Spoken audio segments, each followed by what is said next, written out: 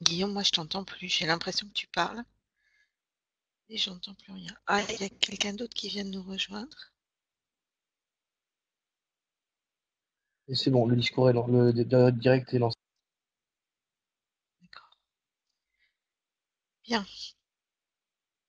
Donc, eh bien, bonsoir à tous pour ce, je sais plus, huitième, septième ou huitième direct Huitième. du huitième du MOOC, le MOOC, pardon, socle en mathématiques. Donc, cette semaine, on doit parler, enfin, on doit parler.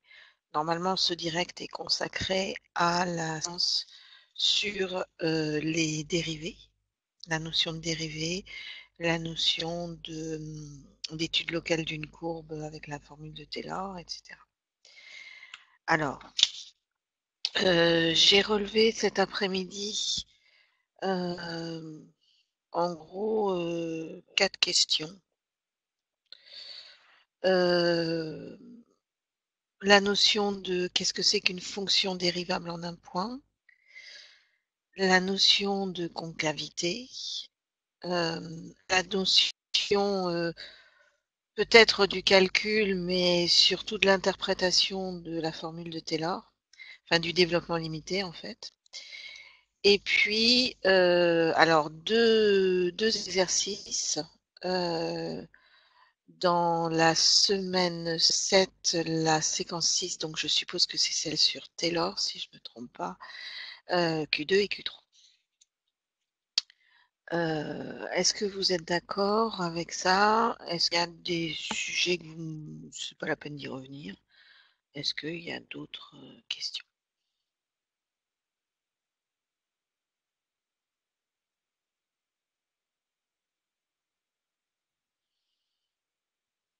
D'accord, ok. Donc, peut-être que du coup... Ok, super. Peut-être que du coup, le plus simple, c'est de revenir déjà, premier point, qu'est-ce que c'est que la notion de dérivée? En un point en tout cas. Alors, j'essaye de télécharger le PDF qui visiblement est plutôt lourd. Voilà.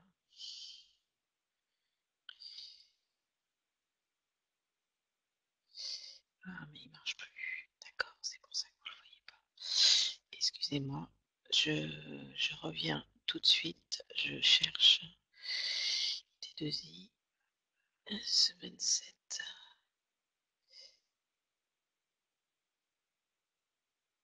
Si j'avais le Maple, ça serait bien.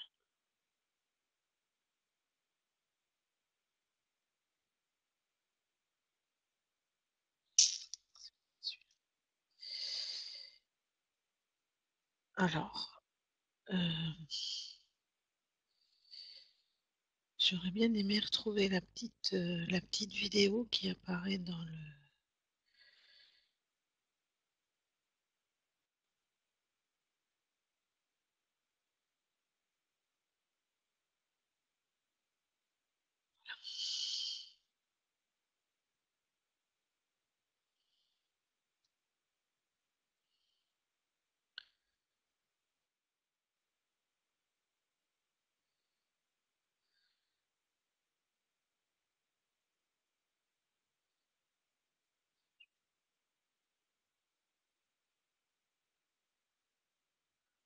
Je sais pas comme je fais. Alors, je vais... Excusez-moi, je vais reprendre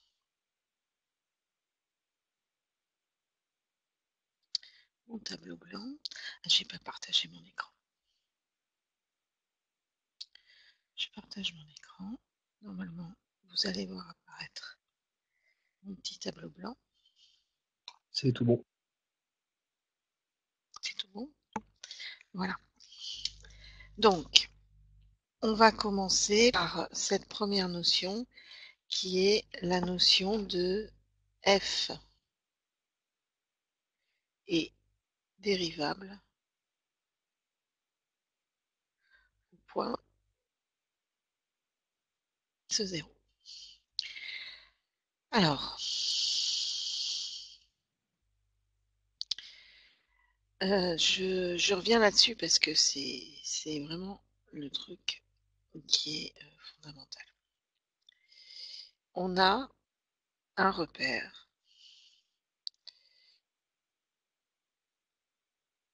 avec une fonction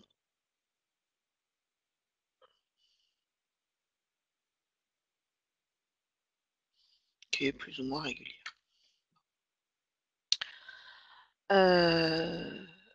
Je choisis un point x0, c'est-à-dire je choisis un, pas celui-là justement, histoire de voir quelque chose. Je vais choisir le point qui est là.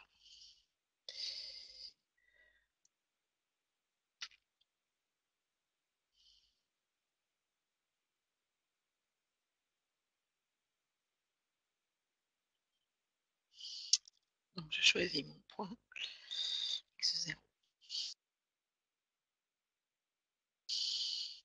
Ce x0, pour que ma fonction puisse être dérivable, il faut que ce point x0, il appartienne au domaine de définition de la fonction, c'est-à-dire qu'il faut que f en x0 existe. Déjà. Si jamais je ne suis pas dans un point du domaine de définition, ça ne marchera jamais. En ce point x0, je vais me dire qu'est-ce qui se passe autour. Savoir ce qui se passe autour de ce point, c'est dire je vais soit me placer un petit peu plus loin que x0. Vous imaginez que j'ai un zoom énorme sur ma fonction là. J'ai un h qui est petit. J'ai pris un x0 plus h, ou bien je me place moins loin, plus loin de x0, pas très loin pardon de x0, l'autre côté, donc c'est plus un autre h1. Sachant que ici le h il est strictement positif, alors que de l'autre côté, mon h1, il est strictement négatif, hein, puisqu'en fait, j'ai fait x0 moins. D'accord? Je fais varier un peu plus ou varier un peu moins. Mon point de référence étant x0. Je vais me demander comment est-ce que varie ma fonction autour du point x0. Alors, pour ça, du coup, j'ai deux façons de faire. Soit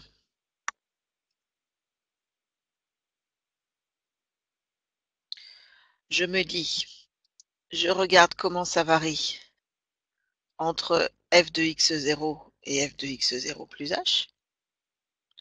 Soit je regarde de l'autre côté comment ça varie entre f de x0 et f de x0 plus h1. D'accord? Comment ça varie? Ça veut dire que je regarde la pente d'une droite, qui est la droite marron que j'ai dessinée de ce côté-là, ou la droite violette que j'ai dessinée de l'autre côté. Je me demande quelle est la variation. Donc, quelle est la variation? Eh bien, si je l'écris, pardon, si je l'écris en du côté H1, ça va être f de x0 plus h1 moins f de x0 sur h1. La variation des y sur la variation des x. Si je l'écris de l'autre côté, ça va être pareil, ça va être f de x0 plus h moins f de x0 sur h. Dans tous les cas, c'est la variation des y sur la variation des x. C'est une pente de droite, une variation. J'ai une pente de 10%, ça veut dire que je monte de 10 mètres quand j'avance de 100 mètres. Voilà. Bon, c'est une variation. Donc, variation des images sur variation des ordonnées. Variation des ordonnées des images sur variation des abscisses, des x.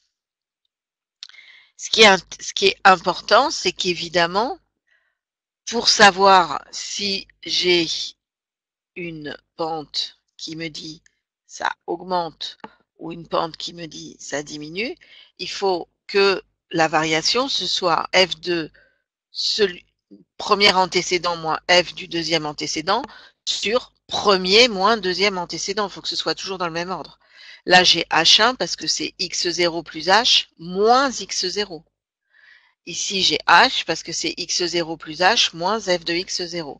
C'est pour ça que dans certains ouvrages, vous allez trouver en fait une formule qui vous dit que vous faites un taux de variation. Quand on fait un taux de variation, on dit que c'est f de x moins f de y sur... Pardon, je remonte, ça écrit plus.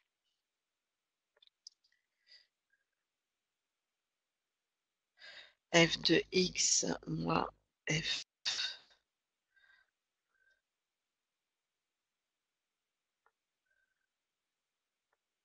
de y. Je vais tout gommer parce que ça n'a pas été écrit correctement.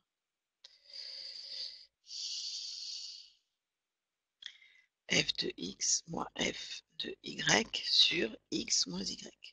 Ça, c'est la définition du taux de variation d'une fonction.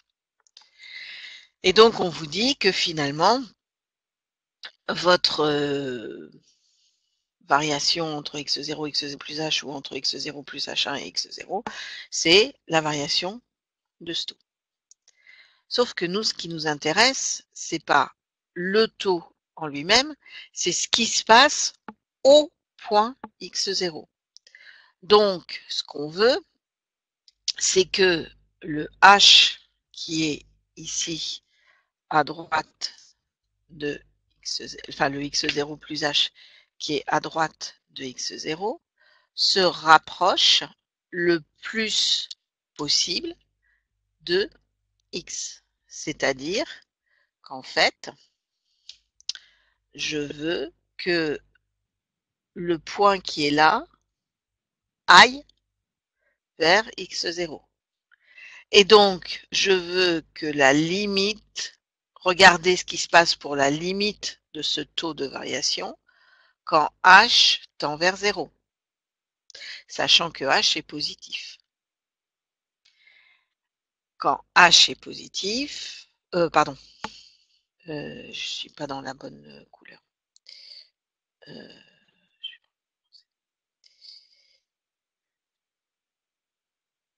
C'est ici. La limite quand h tend vers 0 de ce taux de variation là. Le h est positif. Ou bien de l'autre côté, je vais me rapprocher de x0 en disant la limite quand h1 tend vers 0. Mais c'est pareil. Que je sois d'un côté ou d'un autre, je me rapproche de x0.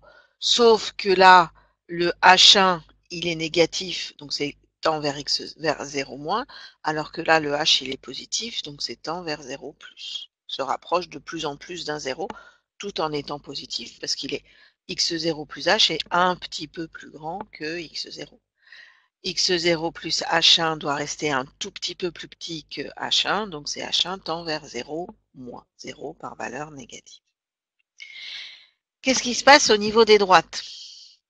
Bien que ce soit la droite violette ou la droite marron, pardon, je vais prendre une droite, ce sera plus Joli. Si jamais mon H1 il se rapproche, ma droite, elle va faire comme ça. Et puis, elle va faire comme ça. Et puis, elle va faire comme ça. Tant et si bien qu'elle va finir par se coller complètement à la courbe pour devenir tangente à la courbe, parce que finalement, le point x0 plus h1 et le point x0, ils vont devenir quasiment confondus. Donc, je vais plus avoir une droite qui coupe la courbe en 2 points, mais une droite qui coupe la courbe en un seul point. Et ça, c'est ce qu'on appelle une tangente. De l'autre côté, c'est exactement pareil. Si x0 plus h se rapproche, eh bien ma droite, elle va se rapprocher de plus en plus de la tangente à la courbe au voisinage de x0. Alors, quand est-ce que ma dérivée va exister? Eh bien, ma dérivée va exister quand j'ai à la fois la limite, pardon, je reprends mon crayon, la limite quand f de x0 plus h moins f de x0 sur h quand h tend vers 0 plus, ou la limite quand h tend vers 0,1 parce que je l'appelle plus h ou h1, ça change rien au problème. C'est un nombre qui devient infiniment petit. De f de x0 plus h moins f de x0 sur h est égal, puisque je vienne de la gauche ou de la droite, c'est la même chose. C'est la limite quand h tend vers 0 de f de x0 plus h moins f de x0 sur h. Et ça doit être un nombre fixe qu'on appelle la valeur de la dérivée en x0. C'est un nombre réel. Et c'est ce que j'appelle la dérivée de la fonction en x0. C'est-à-dire que globalement, les deux demi-droites que j'ai tracées là, qui commençaient à x0, à droite quand j'allais vers plus l'infini, et à gauche quand j'allais vers plus l'infini, et à droite quand j'allais vers moins l'infini, eh bien elles deviennent toutes les deux contiguës, elles ont la même pente. Elles ont la même pente et elles passent par le même point. Donc en fait, c'est deux demi-droites qui forment une et seule et unique droite. Donc quand la fonction est dérivable en x0, c'est que j'ai une tangente à la courbe en x0, f de x0, et que la pente de cette tangente, c'est f' de x0. Ce qui explique, et c'était une des questions, je crois, que si par exemple je me retrouve avec une fonction qui est, alors je suis dans un repère toujours, et j'ai une fonction dont le graphe il fait quelque chose, non pardon, je vais pas prendre une droite, je vais prendre une courbe quand même. La courbe elle fait ça, et puis ensuite elle fait ça. Si je suis au point qui est ici, en x0, vous voyez que à droite, Non, on n'a plus la connexion à la diffusion. vous avez plus la connexion de quoi? Du partage? Oui, il semblerait. En tout cas, moi, je ne l'ai plus et ça vient d'apparaître, donc je sais pas depuis combien de temps ça apparaît chez. Ah, alors, euh, Donc, il faut le dire si jamais de connexion. la connexion à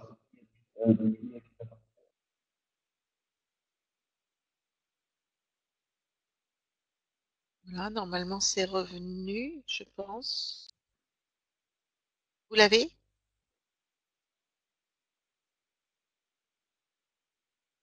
Ah, alors Allô, c'est peut-être allô? juste la mienne. Oui, c'est peut-être juste la mienne qui a sauté, en effet.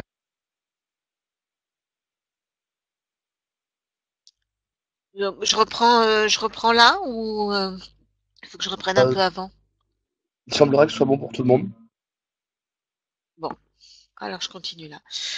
Donc, la tangente, si je suis à droite, en fait, la demi-tangente, puisque je suis uniquement à droite, du coup, ça va être une droite qui aura une pente comme ça, globalement, proche de x0.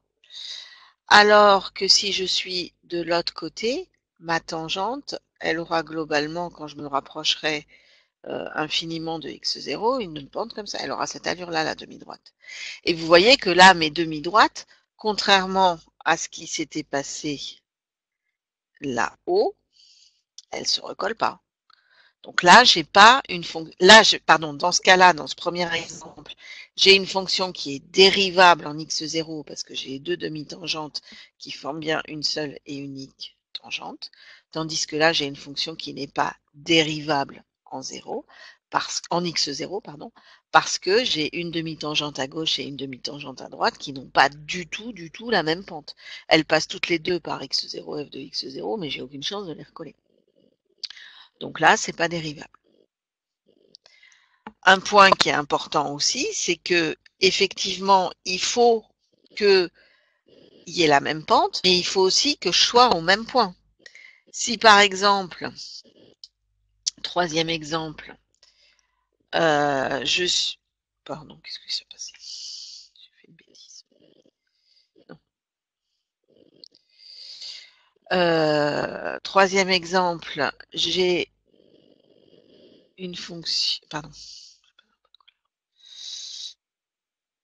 J'ai une fonction qui est comme ça, et j'ai une courbe j'ai une courbe, non pas une droite, qui fait ça, et puis qui repart comme ça. Peut-être qu'avec un petit peu de chance, j'arriverai à avoir la même tangente ici à gauche, enfin la même valeur de la pente de la tangente ici à gauche, et de l'autre côté à droite. Mais ça n'empêche que ces deux demi-droites-là, elles n'ont aucune chance de se recoller. Tout simplement parce que là, il y a une discontinuité au niveau de la fonction. Donc jamais j'arriverai à recoller les deux demi-droites. Donc du coup, une propriété fondamentale, c'est que f dérivable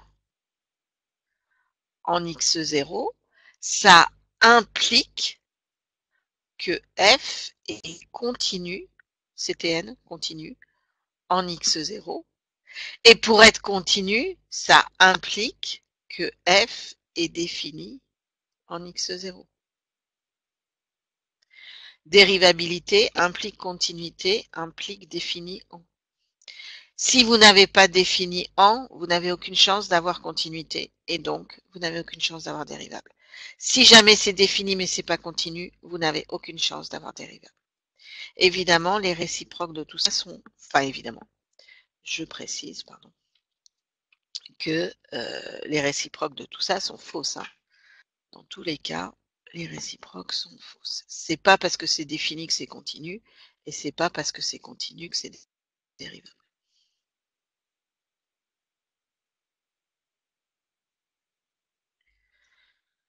Est-ce que sur, pardon, là, décidément, je ne retrouve plus. Voilà. Est-ce que sur la définition de dérivabilité, on est OK? Je viens d'arrêter le partage. Hein. C'est normal qu'on soit revenu, c'est pour voir si vous êtes d'accord.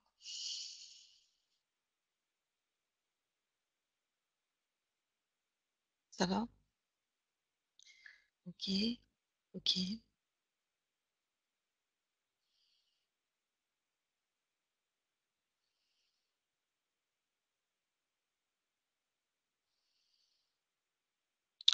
Très bien.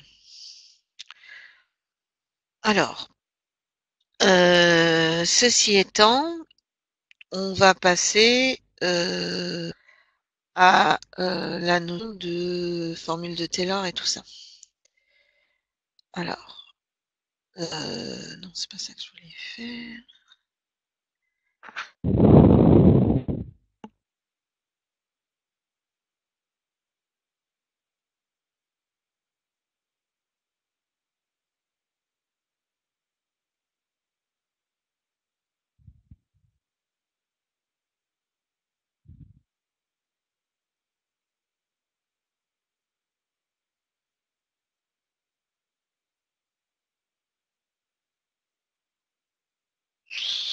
Alors,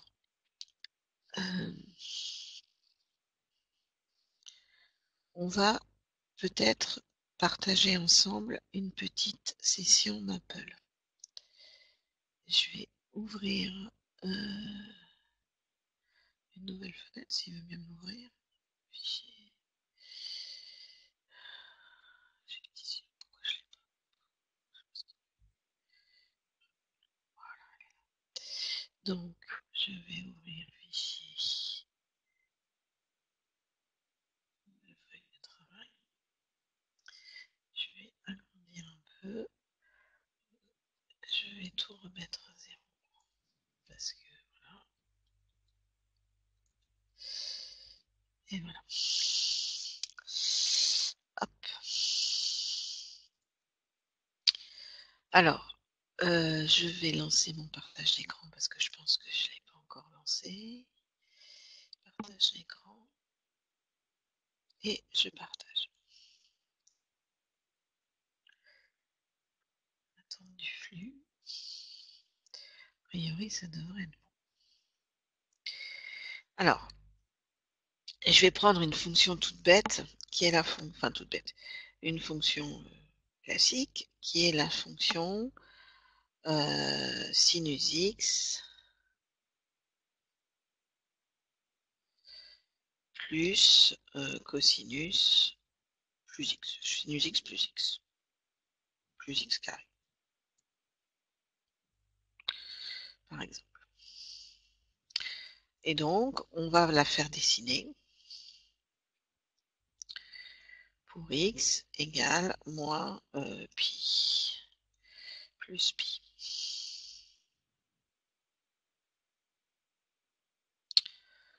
Je vais prendre plutôt x carré. Là, ça ressemble trop à un polynôme. Cosinus x.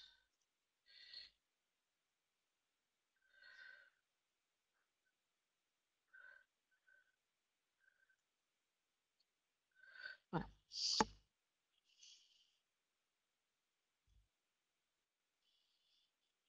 J'ai cette fonction-là. Cette fonction-là, elle est quand même pas si simple que ça à définir. Moi, j'aimerais bien savoir ce qui se passe autour du point, on va dire 0. D'accord? Autour du point 0, je pourrais me dire, la fonction, elle se comporte à peu près comme la tangente à la courbe. C'est-à-dire que je vais essayer de me dire, au voisinage de 0, donc du coup, je vais diminuer l'intervalle. C'est pas moins pi qui m'intéresse, c'est simplement ce qui se passe autour de moins pi sur 4, pi sur 4. J'aimerais bien savoir de quelle droite est-ce que cette fonction est la plus proche.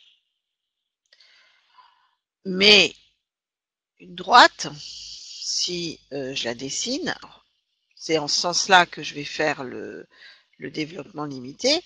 Je vais dire la tangente, qu'est-ce que c'est? C'est la droite qui passe par 0, f de 0, mais f de 0 en l'occurrence,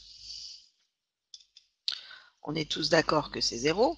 Hein, donc, qui passe par le point 0, f de 0, et qui a comme pente f' en 0.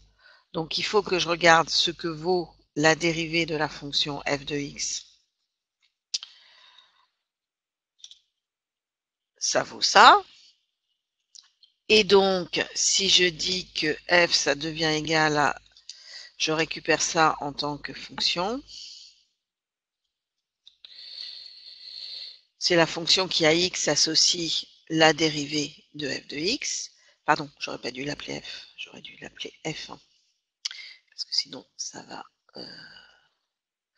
me poser des problèmes. Donc, je récupère bien f, j'ai bien mon f de 0 qui vaut 0, et je fais mon f1 de x, voilà. Ma dérivée, c'est ça, et si je calcule la valeur de la dérivée en 0, je trouve que la pente, c'est 1. Donc, je me dis, ben, finalement, ma courbe, si je représente simultanément la fonction et la fonction y égale x, qui est la droite de pente 1 qui passe par 0, je devrais avoir quelque chose de relativement proche. Et effectivement, la courbe bleue, elle colle bien à la courbe rouge. Mais c'est vraiment très local à 0, c'est une droite, c'est quand même pas très très précis. Est-ce que je peux pas avoir un petit peu mieux comme précision? Alors, c'est pour ça qu'on fait ce qu'on appelle les développements de Taylor ou les développements en série ou les développements limités, comme vous voulez. Si je regarde par exemple le développement pour x égale 0 à l'ordre 6, vous voyez que ma fonction, donc ça c'est le développement limité, hein, sauf que c'est Maple qui l'a calculé au lieu que ce soit moi, il me dit c'est effectivement la droite x, mais en fait si je veux aller un tout petit peu plus loin, ça pourrait être aussi x plus x2. Là, ça veut dire que j'arrête de négliger les termes de degré 2. Je commence à négliger ce qui se passe à partir du degré 3.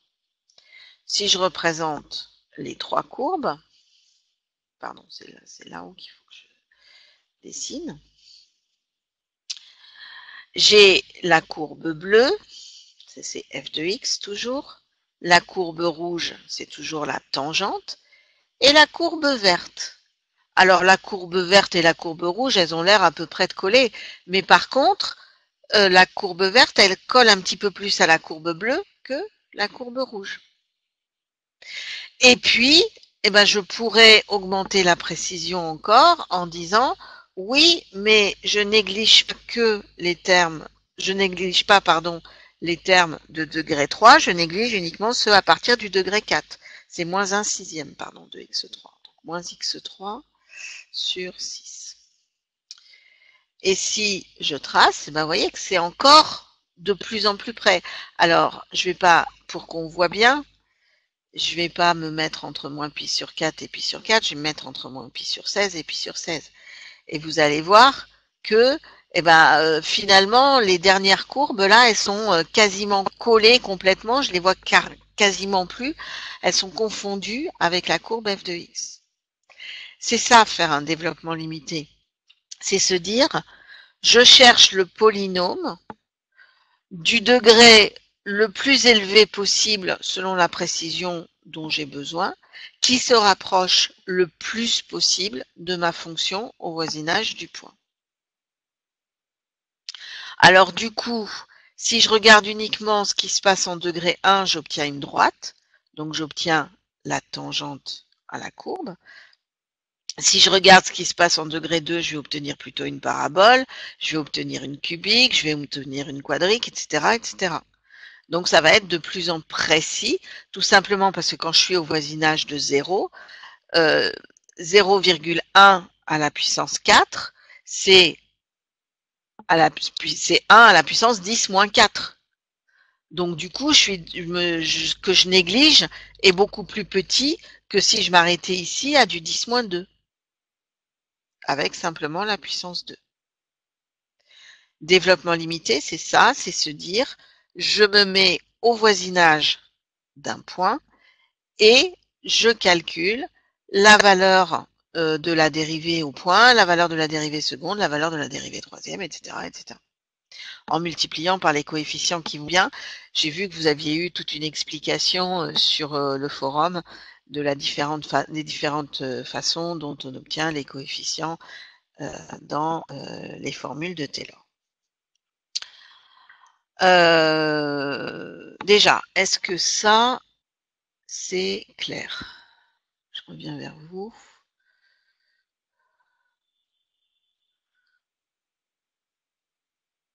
Bien.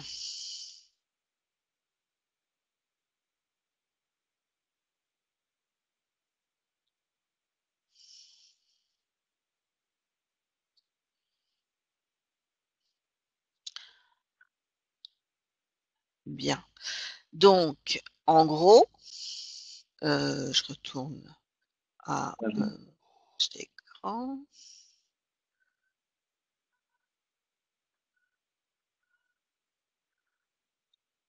J'ai vu, je crois avoir vu quelqu'un qui parlait. Non, c'est bon. En gros, au niveau du développement limité, qu'est-ce qui va se passer? Je vais avoir, quelle que soit la forme du développement limité, hein, j'ai vu qu'on vous parlait de reste de Taylor, de reste de Young, de reste de machin. En gros, ça va être quoi? Ça va être f de x, c'est un polynôme plus un reste. Dans ce reste, c'est les x puissance n plus 1, en gros, n plus 1 epsilon de x, enfin plutôt xn epsilon de x, ça serait mieux, xn epsilon de x, où epsilon de x tend vers 0 quand x se rapproche de 0, si je parle d'un développement limité au voisinage de 0. Si je me mets au voisinage de 1, ça serait epsilon de x tend vers 0 quand x tend vers 1. On a établi toute une liste de développement limité au voisinage de 0 pour les fonctions usuelles. Pour la fonction sinus x, pour la fonction cosinus x, pour la fonction log de 1 plus x, etc., etc. On les a tous établis les uns après les autres. Et donc, si par exemple, vous cherchez le développement limité de x sinus x plus cosinus 2x au voisinage de 0, eh bien, que va-t-il falloir faire? Je vais retourner sur mon Maple pour ne pas avoir d'erreur de calcul. Je vais prendre le développement limité de sinus x. Je ne sais pas si vous voyez, parce que j'ai une barre là, moi, qui se promène. Voilà. Dès lors de sinus x pour x égale 0 à l'ordre 5, par exemple, c'est uniquement des termes impairs. La fonction sinus est une fonction impaire. Donc x moins un tiers de sinus x plus O de x5.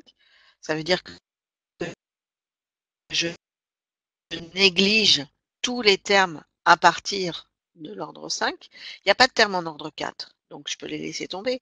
Et les termes en ordre 5, je les néglige, je les oublie, je me dis ils sont trop petits. Effectivement, hein, si on regarde, si je fais si je dessine sinus x d'une part, et puis x moins 1 sixième de x3 d'autre part, et que je fais ça pour x égale moins 1 plus 1, 4 on va dire, point pi sur 4, pour être trop. Vous voyez, c'est complètement confondu. J'ai l'impression que c'est la même courbe. Et après, si jamais je me mets entre moins pi et pi, que là, on va voir que les courbes se séparent.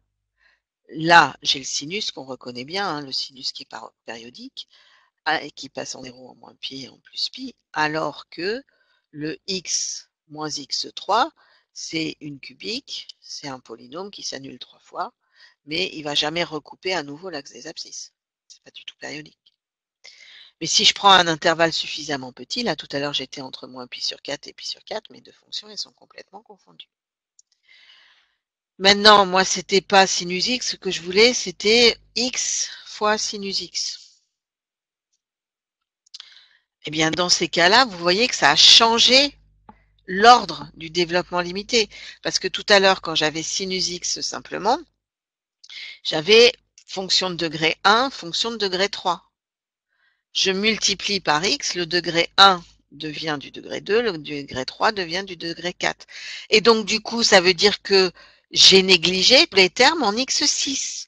Parce que le 0 x4 que j'avais tout à l'heure dans le sinus x, eh ben, il apparaîtra jamais de toutes les façons.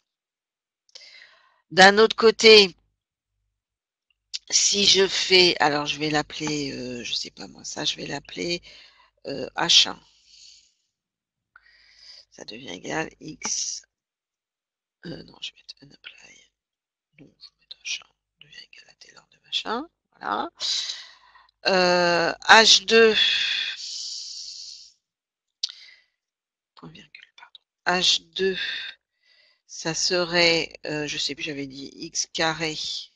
Alors on va faire d'abord cosinus x. Taylor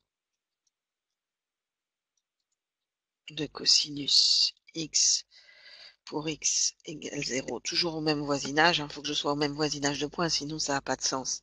Et à l'ordre 5, vous allez voir que là, du coup, ça me donne le terme en x4, parce que la fonction cosinus, elle est paire, donc c'est les termes de degré impair qui disparaissent.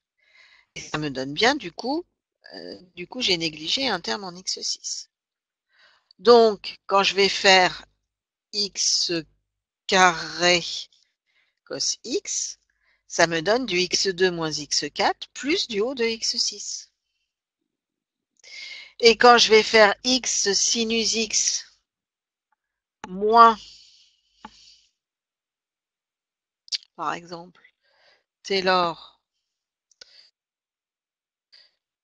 de x sinus x moins x carré cosinus x, fonction aussi compliquée que je veux, hein, je peux continuer comme ça, eh bien, vous voyez qu'il me reste simplement, les termes en x2 disparaissent, c'est simplement du terme en x4. Et je récupère que ma fonction, en fait, elle se rapproche d'une fonction en simplement x4. Alors, on va la dessiner. Donc, je dessine la fonction d'un côté et de l'autre côté un tiers de x4, entre moins pi et pi si vous voulez. Vous voyez que là, ça se sépare largement. Alors, quelle est la bonne fonction, laquelle n'est pas la bonne? La bonne fonction, c'est la bleue. X sinus x moins x carré cosinus x, c'est celle-là. Et puis un tiers de x4, c'est simplement une sorte de parabole un peu plus écrasée, parce que c'est un x2 que je mets lui-même au carré. Donc, la courbe rouge, c'est le polynôme du développement limité, la partie entière du développement limité.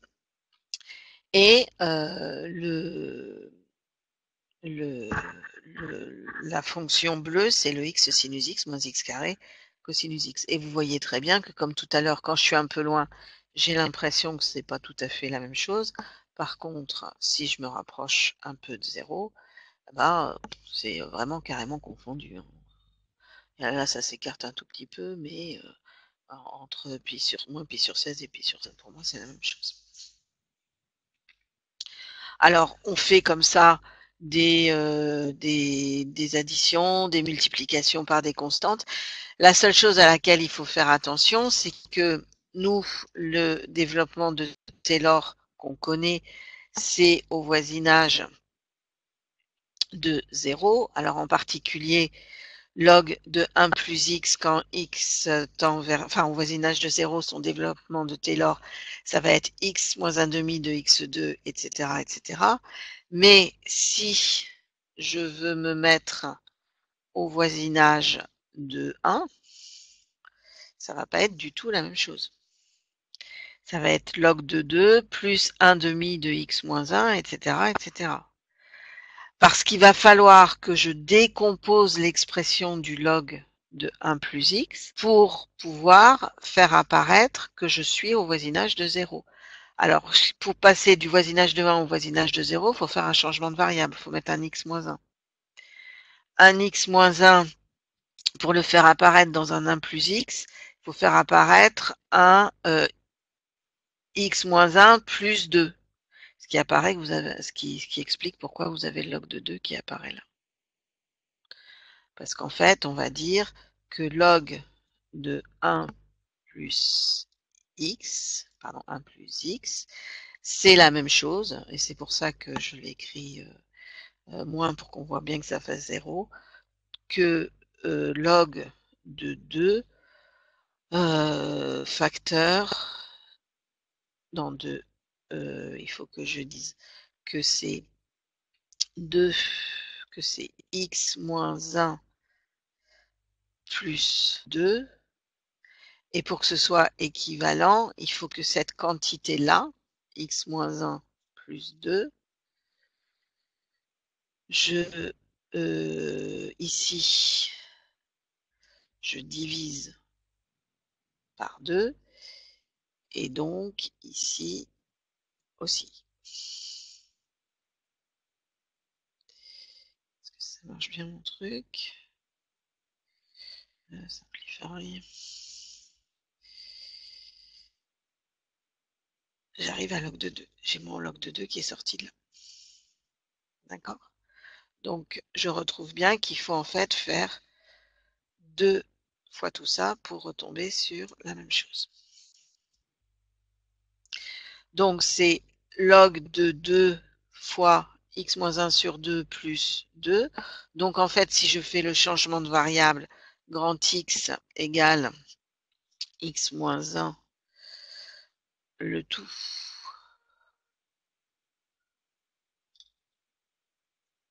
sur 2, je vais me retrouver avec un log de 2 fois grand X plus 1, parce que 2 sur 2, c'est 1. Log de 2 fois quelque chose, mais ça on le verra plus tard, c'est log de 2 plus log de grand X.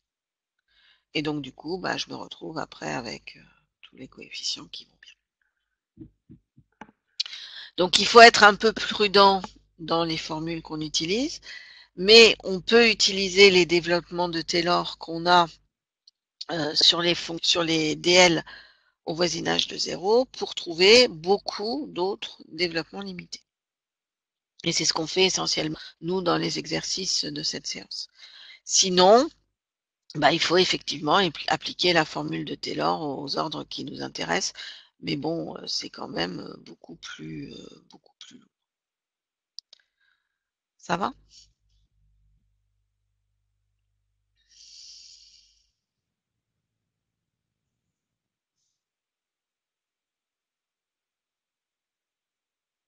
Ok. Je reconnais que c'est pas des notions faciles, hein, et que c'est des... J'ai une image qui est figée là. C'est pas des notions faciles et ce sont des, des notions. Enfin, en fait, il y a beaucoup de calculs et les calculs embrouillent un peu l'histoire. Voilà. Mais le principe, c'est très simple. Approcher une fonction par un développement limité, c'est se placer au voisinage d'un point et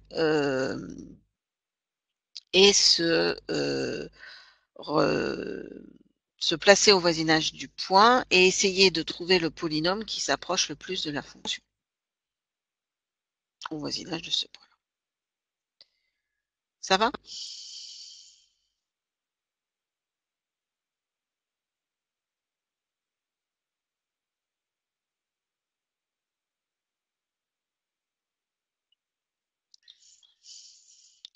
J'ai pas de retour. Guillaume? Ah bon, bah, les premiers retours, c'est effectivement des oui. Voilà, c'est oui pour tout le monde en fait. Ok. Bien. Alors, ben du coup, on va peut-être essayer d'aller voir le S7, 6, Q2 et Q3. Je sais pas ce que c'est. S7, 6, Q2.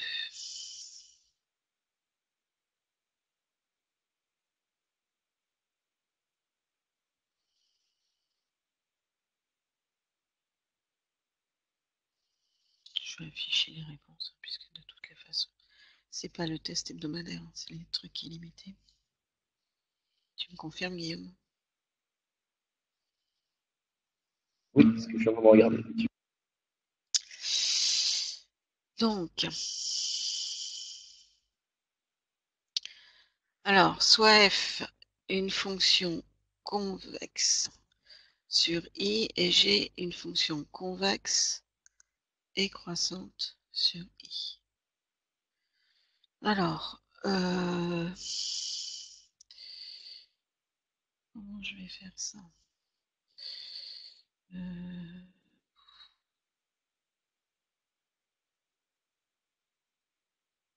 Ce qu'il faut se dire, c'est que, alors je sais pas si je vais réussir à partager avec vous comme ça. Comment je fais pour revenir en arrière?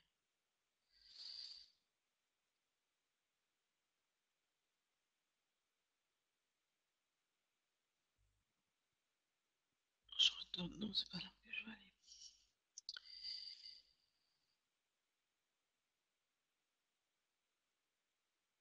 Je vais aller là. Concavité. Et je le coupe.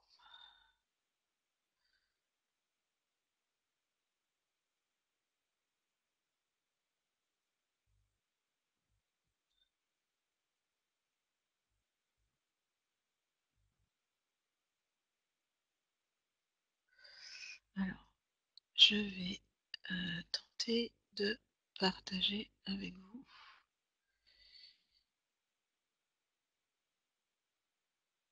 Voilà. Et je partage. Qu'est-ce que c'est qu'une fonction convexe? C'est ce qui est écrit là dans la définition. F est convexe sur I si sa courbe représentative est toujours au-dessus de sa tangente. Si par exemple, j'ai une courbe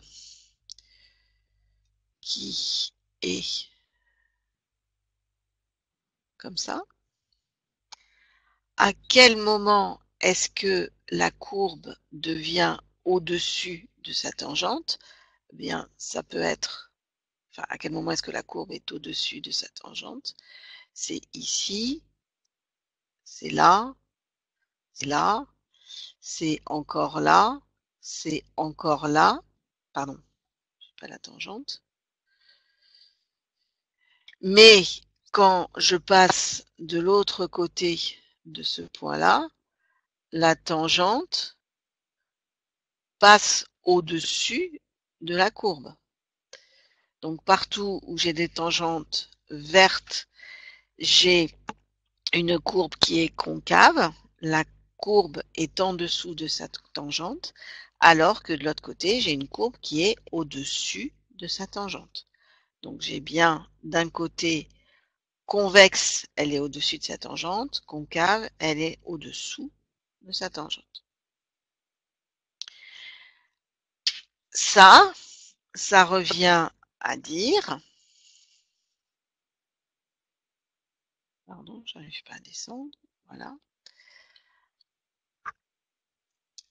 La fonction f est convexe si et seulement si sa dérivée est croissante, puisque on a dit la dérivée, c'est la pente de la tangente.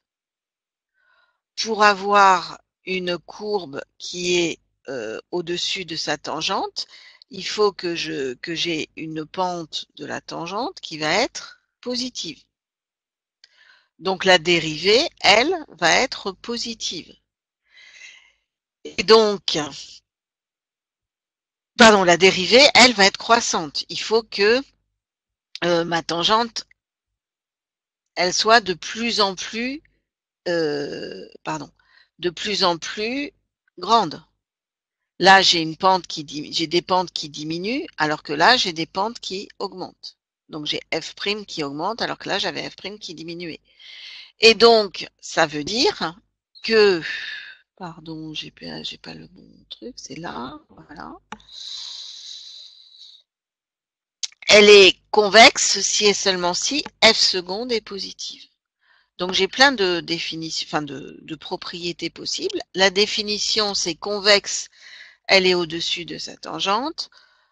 Convexe si et seulement si la dérivée est croissante. Convexe si et seulement si, pour que la dérivée soit croissante, il faut que la dérivée seconde soit positive. Ça, c'est les histoires de tableau de variation des fonctions.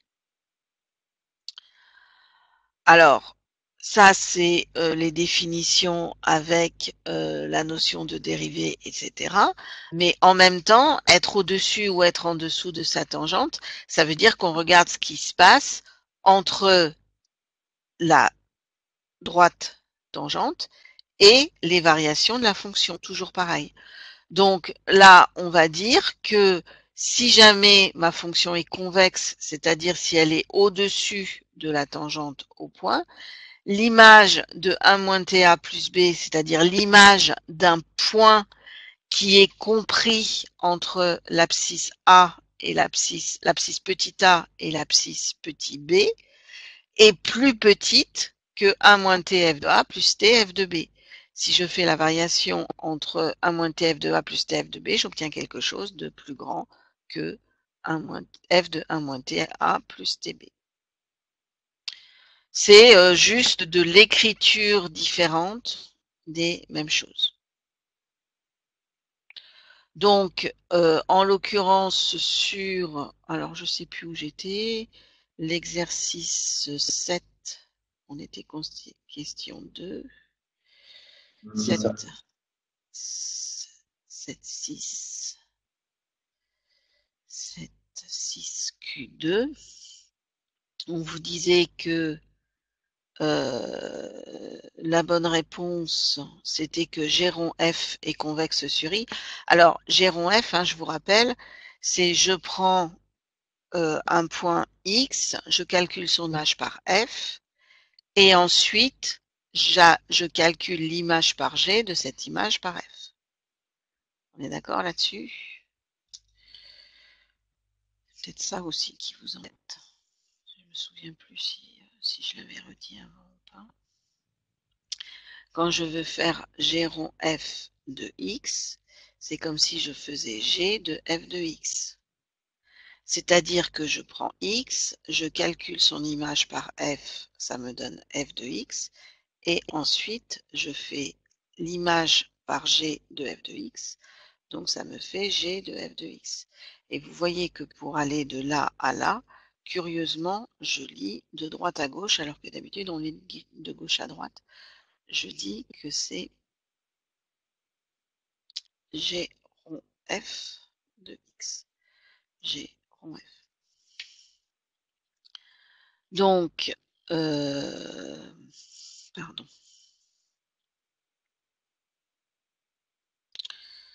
Non, c'est pas là non plus. Non, c'est pas celui-là non plus. C'est celui-là. Ce qu'on vous explique ici, c'est que on prend x, y dans I, et quel que soit le point qui est compris, dont l'abscisse est comprise entre x et y, comme f est convexe, on a la relation sur les images. Le f, l'image du point est plus petite que lambda f de x plus moins lambda f de y. Et comme G est croissante, ça veut dire que les images de deux antécédents qui sont rangés, un antécédent plus petit que l'autre, sont rangés dans le même ordre. G de f de machin, ça va être plus petit que G de l'autre. Et comme G elle-même est convexe, eh bien, je vais en déduire que G de alpha f de x plus 1 moins alpha f de y, celui qui est ici, est plus petit que le lambda G de f de x plus 1 moins lambda G de f de y. Je reste sur l'antécédent qui est ici.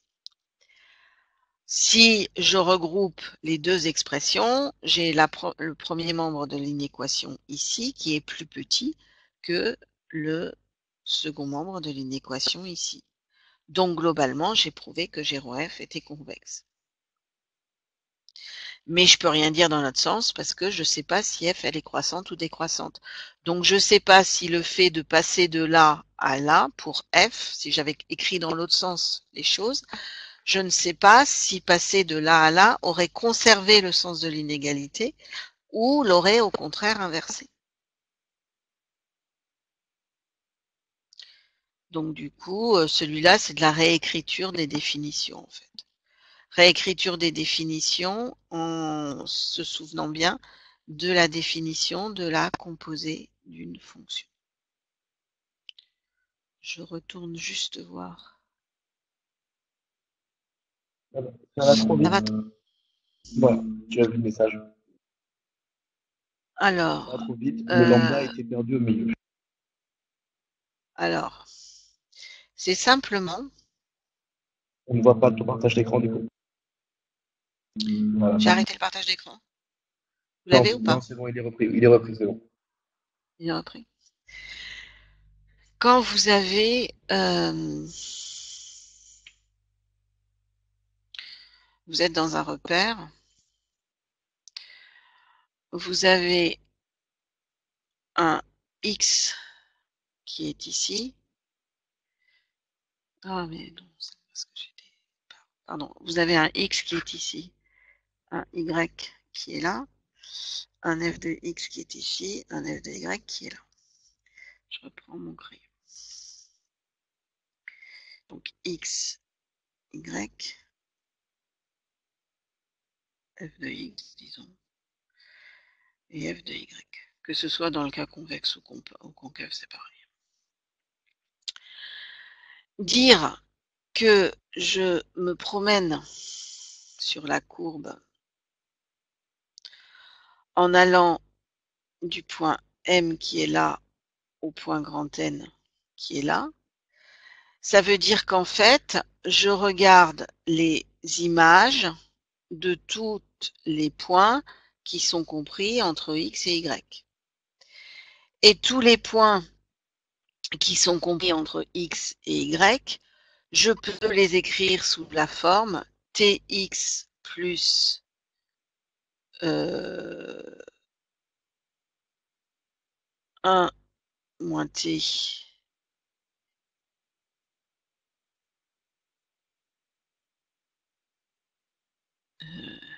non, j'écris une bêta. Je peux les écrire. Excusez-moi. Je reviens sur mon cours de tout à l'heure si je le retrouve.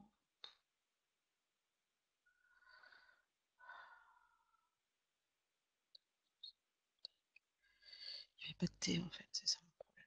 C'était bien du lambda x plus moins lambda y. Donc c'est, excusez-moi, du lambda x plus 1 moins lambda y. Tout simplement parce que lambda, je le fais varier entre 0 et 1.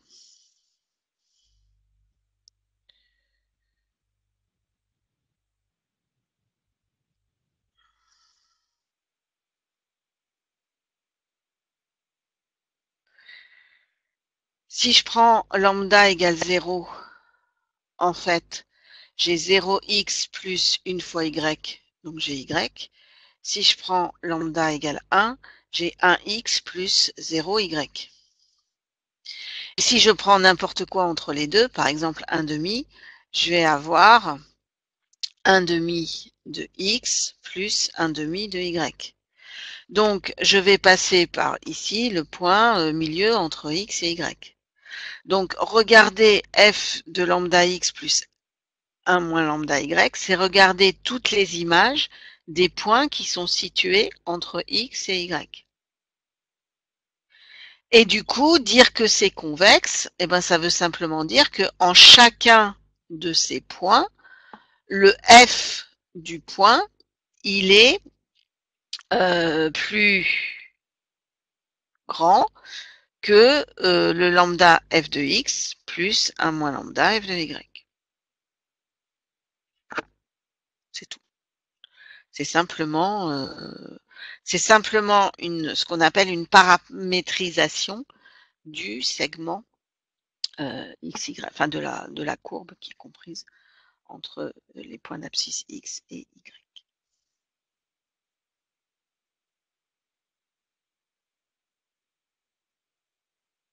Est-ce que ça va mieux?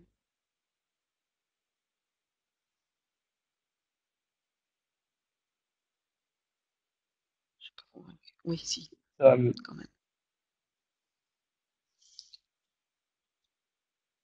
Il n'y a pas de problème. Mais c'est des notions, en fait, qui sont qui deviennent intuitives au bout d'un moment, mais qui sont pas du tout simples. Hein. Faut pas que ça vous embête de bloquer sur ce genre de choses. Paramétriser une droite, un cercle, machin, c'est compliqué. C'est pas des notions simples. Donc là, normalement, on a dû résoudre le problème du S7Q2 et le S7Q3. C'est pareil. En fait,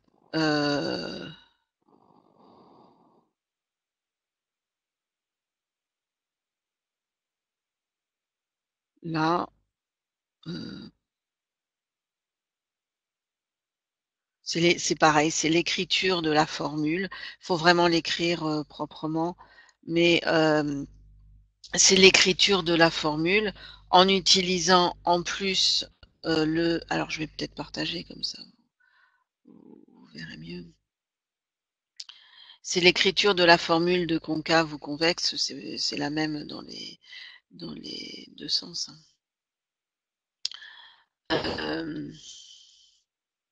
Sauf qu'en plus, j'utilise le fait que ici j'ai le développement limité de sinus x au voisinage de 0. Donc, puisque j'ai le développement limité, je sais que la droite qui se rapproche le plus de sinus x au voisinage de 0, c'est x. Donc, je sais que la tangente, c'est x. Et quand je suis au voisinage de 0 et c'est x moins x3 sur 1, donc j'en déduis que sinus x, il est plus petit que x. Puisque quand je suis au voisinage de 0 à droite, je vais lui enlever x3 sur 3, donc je vais lui enlever une quantité positive à x. X, je vais lui enlever une quantité positive.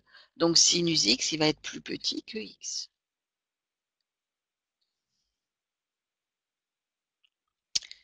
Et voilà. Et donc, on retrouve le fait que c'est plus petit que x, mais plus grand que 2x sur pi.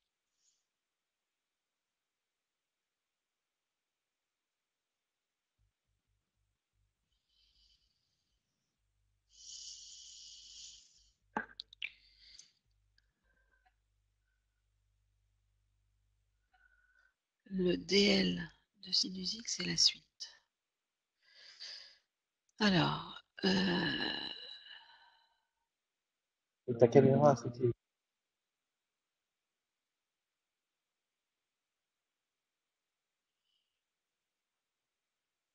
sinus x, c'est x moins x3 Il n'y a, sur pas- 3 fois. y a pas de partage d'écran. Pardon, pardon. Excusez-moi.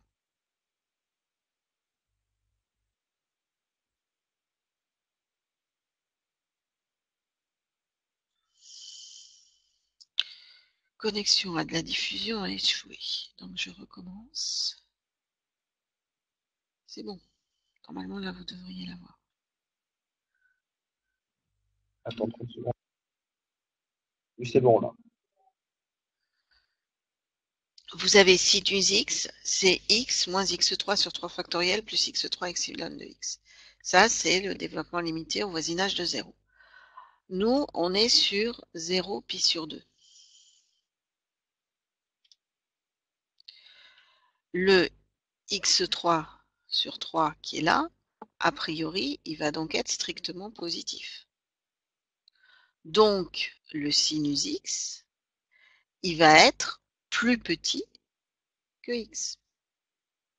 Puisque au x qui est compris entre 0 et pi sur 2, même s'il est très proche de 0, je vais lui enlever un moins x3 sur 3 factoriel, qui lui-même sera strictement positif. Donc le sinus x est plus petit que x. Étant donné que x, c'est l'équation de la droite qui est la plus proche de sinus x au voisinage de 0, c'est que c'est l'équation de la tangente à sinus x.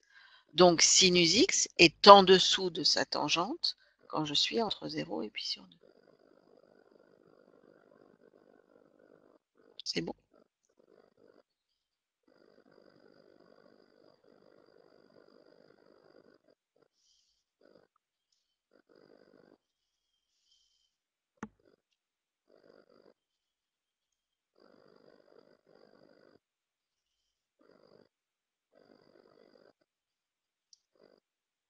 Ok.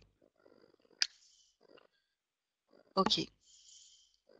Et c'est comme ça qu'on étudie les concavités en utilisant, et les points d'inflexion, etc., en regardant les développements limités. Parce que par exemple, je vais retourner sur mon sinus x là.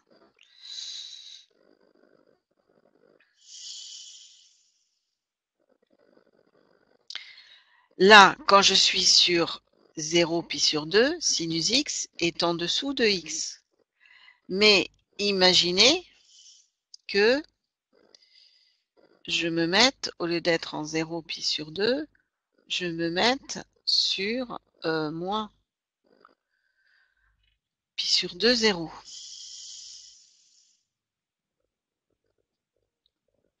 Sur moins pi sur 2, 0, le x3 sur 3 qui est là, enfin sur 6, le x3 sur 3 factoriel qui est là, il est négatif. C'est un nombre négatif que je mets au cube. Donc en fait, sur moins pi sur 2, 0, le sinus x, il devient plus grand que x.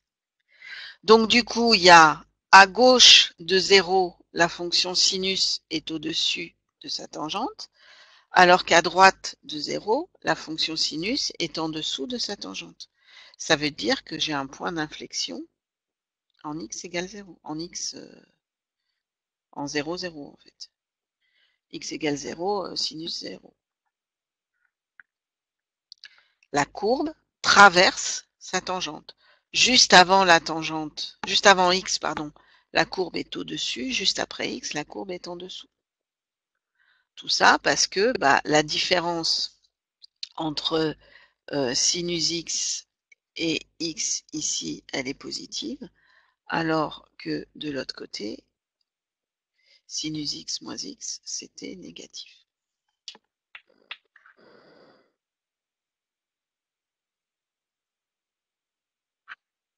Ça va?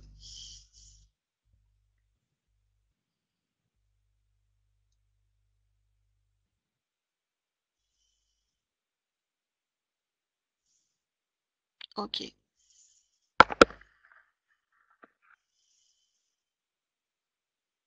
Il y a juste une question à propos de la corde que tu as trouvée dans l'exercice. Alors la corde, c'est la tangente, Par mais contre, qui passe par 2 points. Pardon? je tiens juste à rappeler qu'il va commencer à être l'heure, puisqu'on va faire des directs trop longs à maintenant. Ah oui, c'est vrai. La corde, en fait, juste, en fait, la corde sur une courbe, et on va s'arrêter ça. On n'a pas de partage d'écran. Ah, je relance. Voilà, là c'est bon, il est parti. On attend du flux. C'est parfait. Alors, on a dit, on a un axe, enfin on a un repère, on a une courbe et pas une droite. On a une courbe et on a un point de la courbe. Et on s'intéresse à savoir si la tangente, elle est au-dessus, en dessous, etc. Donc, qu'est-ce qu'on fait? On commence par regarder une corde. Une corde, c'est quoi? C'est une droite qui coupe en 2 points distincts la courbe. Et ensuite, on rapproche un des points de la tangente. Et finalement, on arrive à la tangente. Donc, si on dit que la tangente, elle est par rapport à une courbe, eh ben, la corde, c'est l'étape juste avant. C'est si on s'éloigne un petit peu plus du point, qu'est-ce qui se passe? Est-ce qu'on est juste au-dessus ou pas juste en dessous?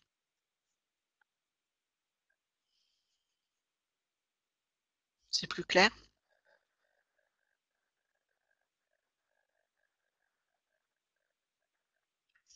Voilà, c'est tout.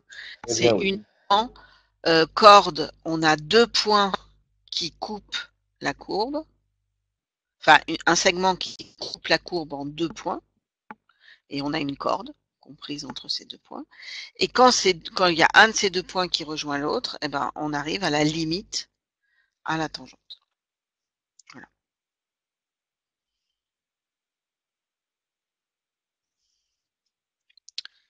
Bon, bah écoutez, comme nous le rappelait Guillaume, on va peut-être s'arrêter là pour ce soir, sachant que de toutes les façons, sur la notion de dérivée, on aura l'occasion d'y revenir encore largement, puisque là, je crois qu'on aborde, on avait dit les courbes représentatives de fonctions, je crois, C'est euh, exactement ça.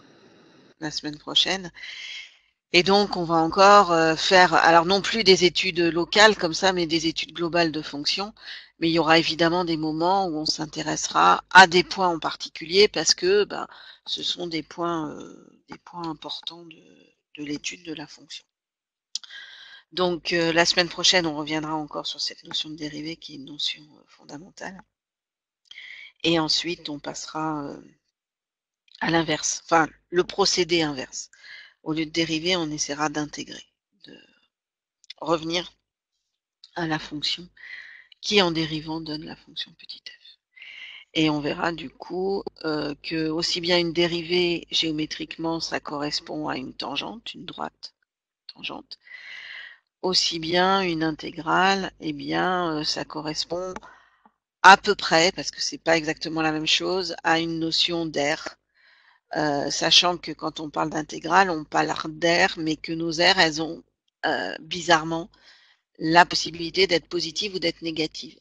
Alors, je sais bien que c'est très choquant, on ne peut pas recouvrir moins de 10 mètres carrés de peinture, mais bah, en maths, tout est possible.